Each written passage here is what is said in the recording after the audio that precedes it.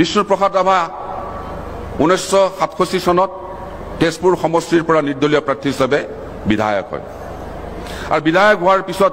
1968 চনৰ বাজেট সেশনত যেতিয়া গভৰ্ণৰ ডাঙৰীয়াই বক্তৃতা প্ৰদান কৰিছিল গভৰ্ণৰ ডাঙৰীয়াই বক্তৃতা কৰি থাকোঁতে বিষ্ণুপ্ৰসাদ ৰাভাই মাজতে উঠি কৈছিল মাননীয় গভৰ্ণৰ মহোদয় আপোনাৰ ভাষণ আধৰুৱা হৈ আছে মোৰ দুটা প্ৰস্তাৱ আছিল এই প্ৰস্তাৱ দুটা আপুনি আপোনাৰ ভাষণত সন্নিবিষ্ট কৰা নাই ভাষণ শেষ হোৱাৰ পিছত গভৰ্ণৰ ডাঙৰীয়াই মাননীয় অধ্যক্ষক মহোদয়ক কৈছিলে যে বিষ্ণুপ্ৰসাদ ৰাভাই দুটা প্ৰস্তাৱ দিছিলে মই বক্তৃতাত সন্নিবিষ্ট কৰা নাই যদিও এই প্ৰস্তাৱ দুটা গ্ৰহণ কৰিব লাগে এই প্ৰস্তাৱ দুটা আছিলে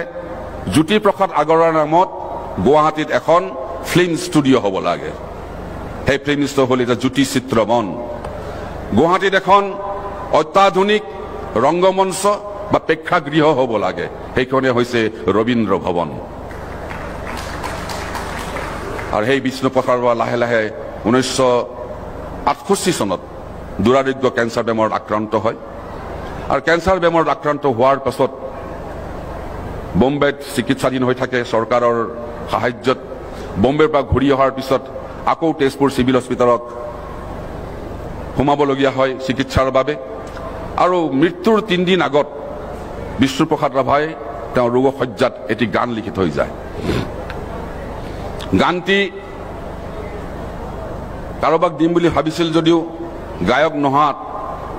গুৱাহাটীৰ কমৰেড দদী মহন্তৰ হাতত এই গীতটি দিয়ে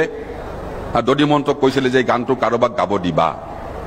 দদী মহন্তই গানটো লৈ গুৱাহাটীত ঘূৰি ফুৰোঁতে এদিন গুৱাহাটী ক্লাবত খগেন মহন্তক লগ পালে খগেন মহন্তক লগ পালে সেইদিনাখন এদিন আগত খগেন মহন্তক লগ পালে খগেন মহন্তক গানটো দি ক'লে যে এইটো বিষ্ণু ৰাভাই দি পঠাইছে তই পাৰিলে গাবি আৰু সেইদিনা নিশাই পুৱতি নিশাই বিষ্ণুপ্ৰসাদ ৰাভাৰ মৃত্যু হয় বা ইহলীলা সম্বৰণ কৰে আৰু বিষ্ণু ৰাভাৰ মৃত্যুবৰণ কৰাৰ আগতে লিখা সেই গানটোৰ কথা কোনোবাই গাইছে বহুতে গাইছে কিন্তু অনুধাৱন কৰিছে নাজানো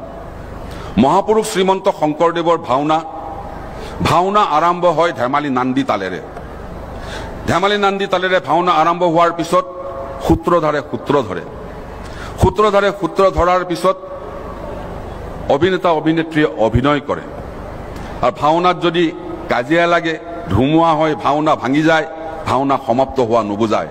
ভাওনা সমাপ্ত হয় কল্যাণ শৰ্মান ৰাগত আৰু তাৰ ওপৰতে বিষ্ণুপ্ৰসাদ ৰাভাই নিজৰ জীৱনটোক ভাওনাৰ লগত ৰিজাই এই গীতটি ৰচনা কৰিছিল আৰু সেই গীতটি হৈছে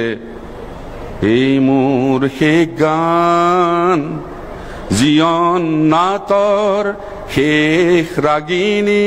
কল্যাণ শৰ্মান পাতনিতে বালু ধেমালি নান্দি ভংগী সূত্ৰধাৰ নৱৰসে বালু ভাওনাও নৱৰসে বালু ভাওনাও আশাৰ নিৰাশাৰ আজি হ'ব মোৰ জীৱন নাটৰ ভাওনাৰ অৱসান মোৰ জীৱন নাটৰ শেষ ৰাগিনী কল্যাণ শৰ্মান ধন্যবাদ।